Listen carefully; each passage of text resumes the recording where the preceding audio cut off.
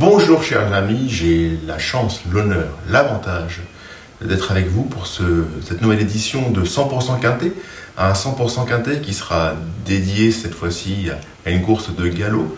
Ce mercredi à Cannes-sur-Mer, on retrouvera donc des chevaux de 4 ans et plus sur le tracé désormais bien connu des 1600 mètres de la piste en sable fibré, en espérant que cette fois-ci, il n'y ait pas de problème de stade de départ, comme ce fut hélas tristement le cas samedi dernier. Un gros handicap, donc je vous invite on va commencer tout d'abord à étudier par le truchement du tableau des partants, une rubrique que vous êtes désormais habitué à voir, que vous connaissez désormais aussi bien que moi. On va commencer donc par les plus gros poids. Le numéro 2 Dante notamment fait partie des priorités de la course, un cheval qui est en pleine forme, qui a prouvé qu'il n'était pas qu'un cheval de terrain lourd ces derniers temps, en faisant 2 fois l'arrivée de grands handicaps sur la fibrée, notamment dernièrement, où ce fut plutôt convaincant dans la course qu'on peut qualifier de référence. Nous avons parmi les gros numéros aussi, un petit numéro plutôt, le 5 Cartillac, qui est une jument en pleine forme auquel il est difficile de reprocher quoi que ce soit, comme le 4 Mandarin, qui vient de prouver sa compétitivité dans un tel contexte. Dans le deuxième volet des partants, nous avons des trublions, comme le 11 Agapi Mia notamment, qui dernièrement court mieux que l'indique le résultat, et est une jument qui sait finir ses courses, et qui se plaît tout particulièrement sur la fibrée. Parmi les gros numéros aussi, on peut penser au 14 Marrakech Moon, avec lequel Jérôme Régnier n'insiste probablement pas sans raison dans les gros handicaps. Après avoir balayé le tableau des partants, on va désormais passer à l'étude approfondie de cette épreuve.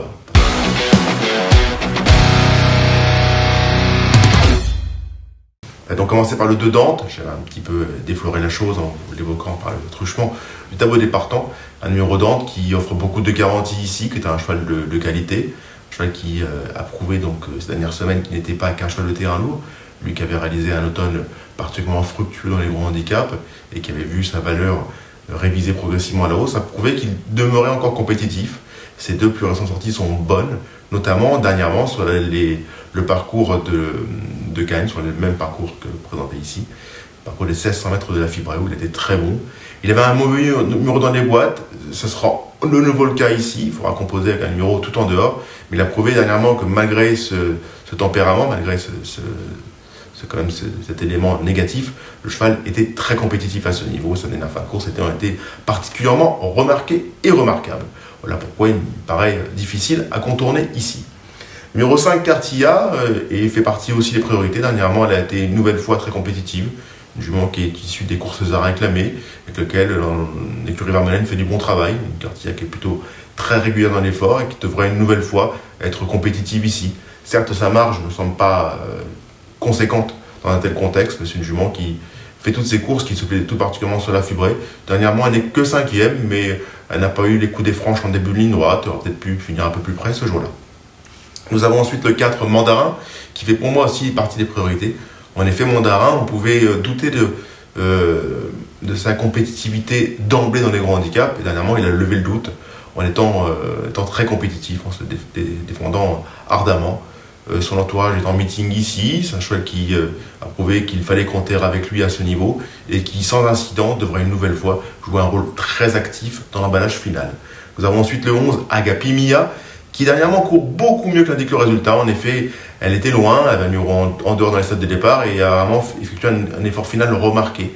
Elle a cette fois-ci un meilleur numéro dans les boîtes, elle est restée en meeting et son entourage est assez optimiste pour un bon résultat. Et je le rejoins d'ailleurs à ce propos. Je pense que Gapmia est une belle possibilité ici.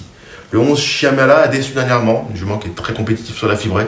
Dernièrement, c'était vraiment le tube de Cagnes. Elle a été très discrète.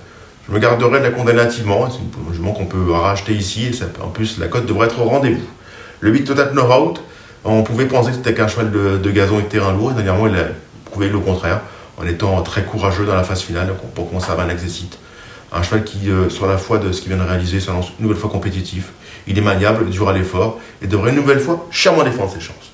Nous avons le 6 Droit de Parole, qui a changé d'environnement, changé d'entraîneur suite à sa dernière sortie, depuis sa dernière sortie. Un Droit de Parole qui a prouvé qu'il fallait compter avec lui à ce niveau toute l'année dernière durant. Un cheval qui effectue une petite rentrée ici, mais qui mérite le crédit d'entrée. Le lot n'est pas exceptionnel, mais c'est un cheval qui a montré qu'il, à plusieurs reprises, qu'il était compétitif dans ce genre de tournoi.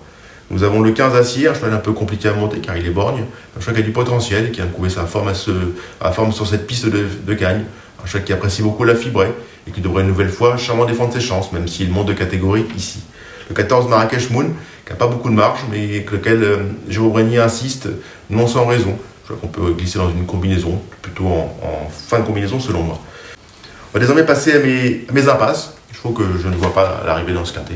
Et j'ai été courageux parce que j'en ai quand même éliminé 6. Le 12 Mirage, qui monte de catégorie, qui affronte ses aînés. Pour moi, c'est beaucoup plus dur que dernièrement, mais le cheval est en forme. Le 16 Cubo, qui souffle le chaud et le froid, et qui, selon moi, en première épreuve, n'a pas beaucoup de marge. Il aurait été beaucoup mieux en seconde épreuve. Le 7 Wassel, avec laquelle son jockey devrait vraiment fignoler, car pour moi, sur 1600 mètres, c'est vraiment le bout du monde pour elle. C'est une jument que je prépare nettement sur 1300 mètres. Là, Sorandi, qui présente de façon rapprochée et qui semble arriver à une valeur qui ne lui offre plus de marge, comme elle atteste sa plus récente sortie. Le 3 Oxalis, qui pour moi est un cheval qui est mieux dans des courses à conditions, un cheval qui a besoin de dominer, lequel en plus les 700 mètres peuvent s'avérer longs. Pas beaucoup d'atouts dans son jeu, même si le cheval est très en forme, comme l'atteste sa plus récente sortie, cette même fibrée cagnoise. Enfin, le 13 Ferretti, qui fait une rentrée et qui pour moi devrait avoir besoin de courir.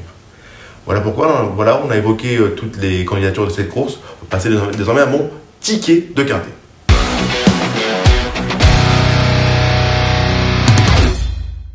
Mon ticket de quintet, on commence par le 2 Dante. Comme je vous l'ai dit précédemment, je pense que Dante est le bon point d'appui de la course. Il a prouvé dernièrement qu'il fallait une nouvelle fois compter avec lui. Un cheval irréprochable, un très bon finisseur qui s'annonce redoutable ici.